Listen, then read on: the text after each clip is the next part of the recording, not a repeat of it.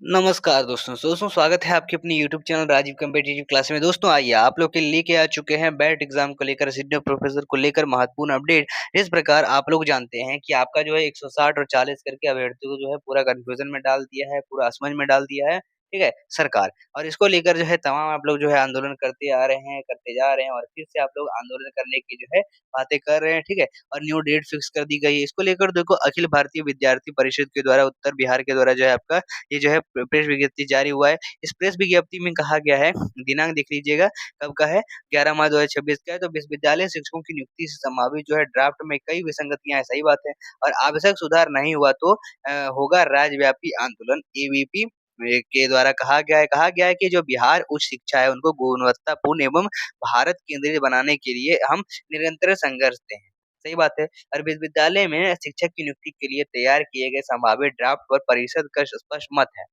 इसमें अनेक ऐसी विसंगतियां हैं जो न केवल योग्य अभ्यर्थी के साथ अन्याय करती है बल्कि राज्य की उच्च शिक्षा व्यवस्था को भी कमजोर करने का काम करती है।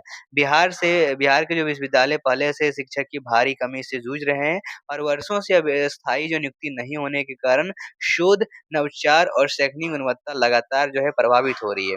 ऐसे समय में यदि शिक्षकों की नियुक्ति के लिए तैयार किया गया ड्राफ्ट ही त्रुटिपूर्ण होगा तो यह राज्य की उच्च शिक्षा के भविष्य के साथ गंभीर खिलवाड़ होगा, ठीक है।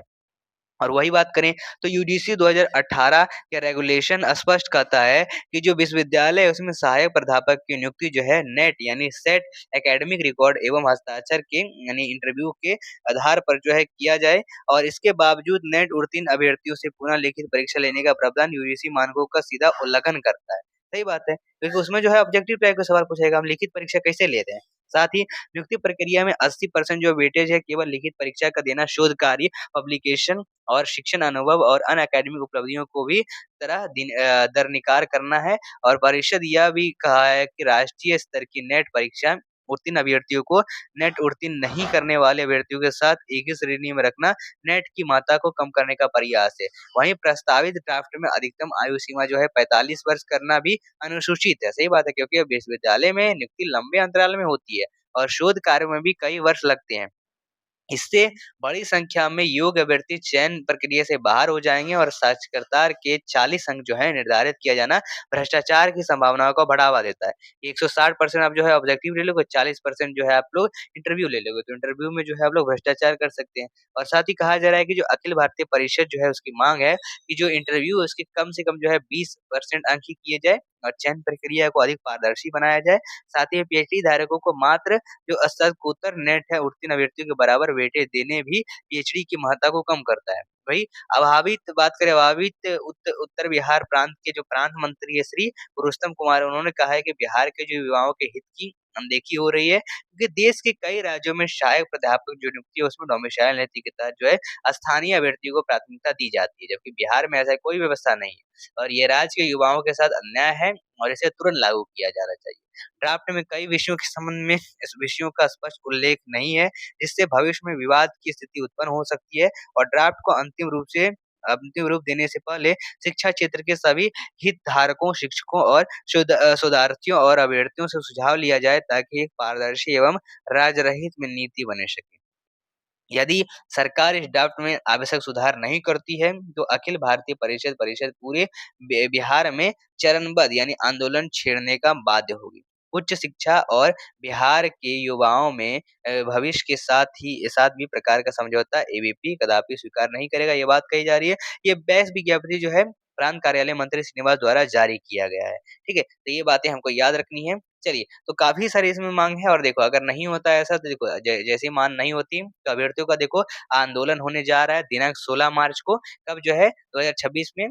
और 16 मार्च को अगर आप जाना चाहते हैं तो तैयार रहिए, गांधी मैदान में पटना, गांधी मूर्ति गेट नंबर 1 पर होगा। तो खबर है कि यहाँ पर असिस्टेंट प्रोफेसर की अभ्यर्थी जो है भारी संख्या में पहुंचना है और अपने अधिकारों के लिए शांतिपूर्ण आंदोलन में शामिल होना है। इसमें मांगे इस प्रकार रहेगी कि सर्वप्रथम बिहार एलईटी टेस्ट बैट का आयोजन करवाया जाए और बैट में लाइब्रेरियन साइंस, कंप्यूटर साइंस आदि विषयों को भी शामिल किया जाए। वही सहायक प्राध्यापक भर्ती में आयु सीमा में शोधन किया जाए, यानी न्यूनतम जो है 35 आपको बात करते हैं 22 से लेकर 55 वर्ष रखा जाए, 45 को हटाया जाए। साथ ही आपकी कुल जो है अंकों की संख्या जो है 180 ऑब्जेक्टिव किया जाए ओमार बेस पर, तब धांधली नहीं होगी और 20% आप इंटरव्यू रख सकते हैं। वहीं विद्यार्थियों के लिए जो है सबसे महत्वपूर्ण जो है डोमिसाइल नीति, तो डोमिसाइल नीति लागू होना चाहिए। प्लस पीजी अपेयरिंग अभ्यर्थियों को भी अवसर मिलना चाहिए, प्लस पीजी अपेयरिंग उम्मीदवार को बेड परीक्षा और असिस्टेंट प्रोफेसर भर्ती प्रक्रिया में आवेदन करने की अनुमति दी जाए। और ये आइए एकजुट होकर अपनी आवाज बुलंद करें और 16 मार्च गांधी मैदान में आप लोग को पहुंचना है।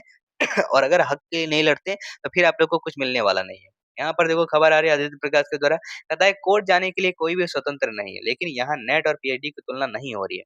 यूजीसी के नियमों के अनुसार असिस्टेंट प्रोफेसर की बहाली के लिए जो है न्यूनतम जो है मास्टर डिग्री 55% के साथ नेट सेट स्लेट होनी चाहिए, और इससे अधिक डिग्री है तो अच्छी बात है। यदि आपका सिलेक्शन हो जाता है तो आपको बाद में पीएचडी नहीं करनी पड़ेगी। और पदोन्नति के लिए एसोसिएट प्रोफेसर की जो है बातें कही है। और हाँ, यदि पीएचडी जो है 2019-2016 यूजीसी के अनुसार ले तो इन्हें नेट स्लेट से छूट है, और इसके पहले पीएचडी ने तो नेट स्लेट अनिवार्य किया है। अब ऐसे समझिए किसी भर्ती परीक्षा के लिए जो है मैट्रिक चाहिए। इसका अर्थ हुआ यह हुआ कि जो सभी मैट्रिक पास अभ्यर्थी है परीक्षा देंगे, ना कि जो उच्च योग्यता वाले हैं उनको डायरेक्ट नौकरी दी जाएगी। हाँ, उच्च योग्यता प्रमोशन से काम आते हैं, ना कि भाले में वेटेज से। और एक बात और, उसी वेटेज को समाप्त करने के लिए एपीआई हटाया गया और उसके बदले प्रतियोगिता परीक्षा लाया गया है। तो ये खबर है। और देखो और भी कही जा रही है 22 वर्ष में एमएससी और नेट हो जाता है, और असिस्टेंट प्रोफेसर के लिए न्यूनतम आयु 23 वर्ष क्यों? ये सारे बातें कही गई है।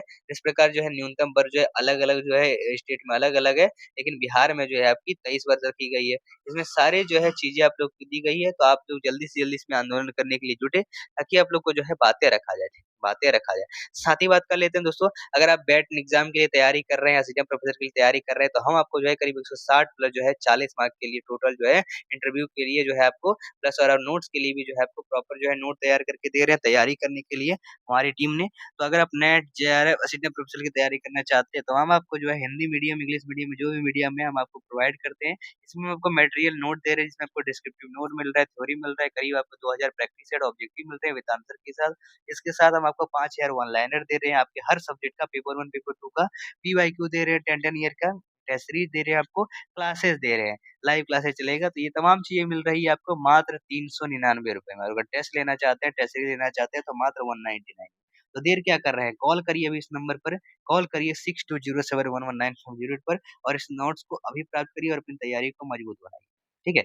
और अभी इसमें जो है हम आपको ये तमाम चीज़ें दे रहे हैं, तो देर मत करना है, देर नहीं करना है, कॉल करना है और इस नोट्स को अभी प्राप्त करना है। तो मिलते हैं फिर अगले वीडियो के साथ। जय हिंद, धन्यवाद।